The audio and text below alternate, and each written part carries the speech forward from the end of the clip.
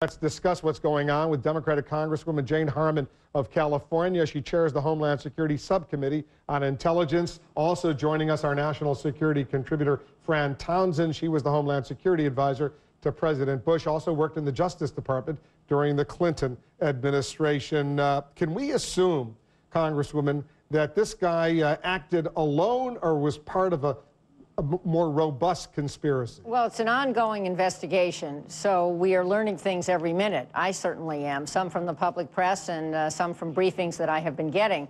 My operating assumption is he did not act alone. It's been reported that he told in the interrogation process that he had training from Pakistan. And clearly his apartment and other things show that he'd been working on this for a period of time. We're going to find out who else was involved. These so-called facilitators have been arrested in Pakistan. Some of his family members are in Pakistan. That is his home. His hometown is near Peshawar, which I visited just a few months ago. It's a very dangerous part of Pakistan, right next to the tribal areas. So I think the operating assumption has to be that he was engaged with others in a terror plot to harm a lot of tourists and New York City residents. Does it look, Fran, like this is the start of a new round of terror plots, if you will, against the United States? Well, you know, we've seen a number of disruptions in just this year, nearly 10, Wolf. There's an interesting consistency about them. We're not seeing the attempts at the multiple simultaneous mass casualty attacks. Again and again now we see the underwear bomber on the Northwest Airlines flight on Christmas Day. We see at the Arkansas, the one guy who goes into the Army recruiting post and shoots it up. Nadal Hassan. You see these, and then this. An individual who has a crudely made weapon couldn't do tremendous harm, but we're seeing them shift to this sort of these higher probability but lower consequence events. Still very serious, but it's a dangerous shift in tactic because these things are much more difficult to detect and disrupt before they harm people. I want to play two clips for both of you and for our viewers in the United States and around the world. The Homeland Security Secretary, Janet Napolitano, what she said Sunday early on, because this thing was very fluid, and what she just said moments ago. At this point, I have no information that it's anything other than a one-off. But again, the situation it happened. The forensics are being done.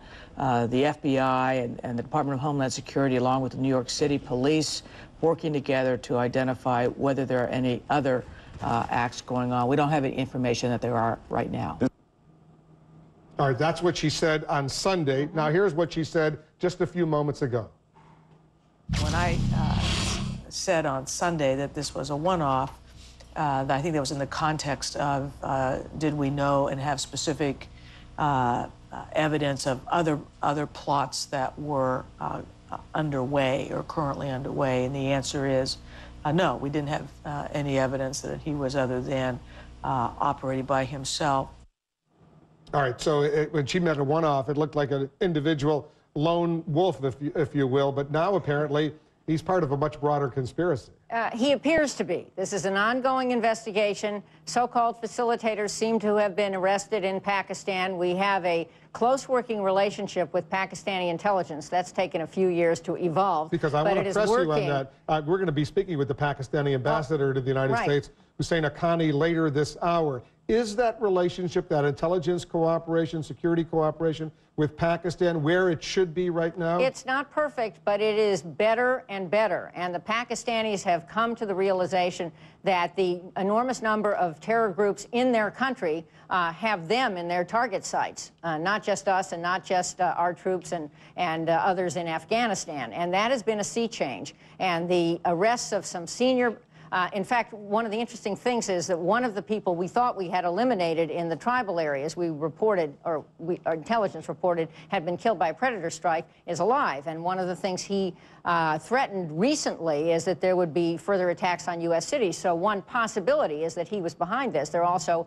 is a, I'm sure Fran would know this, something on YouTube claiming responsibility, a Pakistani Taliban terrorist cell claiming responsibility. So we will learn this, but the Pakistanis are working with us, and that is a very welcome thing. This guy, you know, was living in the United States, went to the University of Bridgeport, got an MBA from the University of Bridgeport. A year ago became a naturalized U.S. citizen. Based on what we're hearing Fran, it doesn't look like there were any red flags as far as he was concerned until the last few days. No, that's right, Wolf. And you can rest assured the intelligence and law enforcement communities will go back to make sure, did they miss something that should have thrown a red flag? You know, it's interesting. We heard late today that the airline said when this guy came and bought his ticket at the last minute, that was a red flag that did trigger their interest.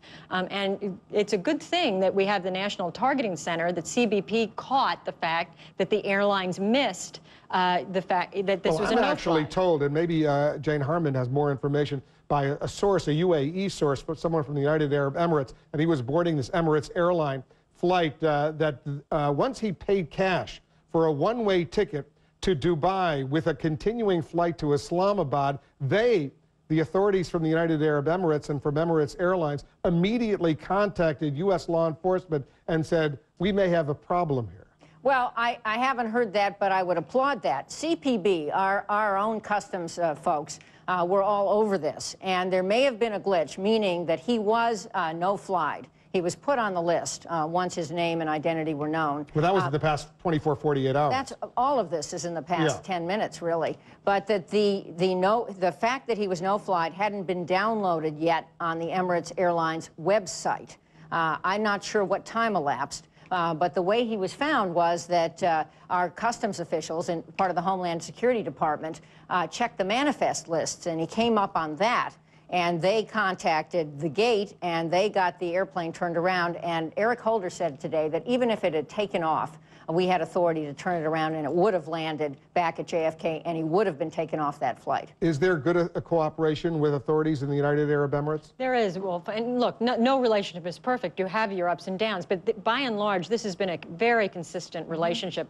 During my time in the prior administration, I stopped many times in the UAE, met with Sheikh Mohammed, the leader there.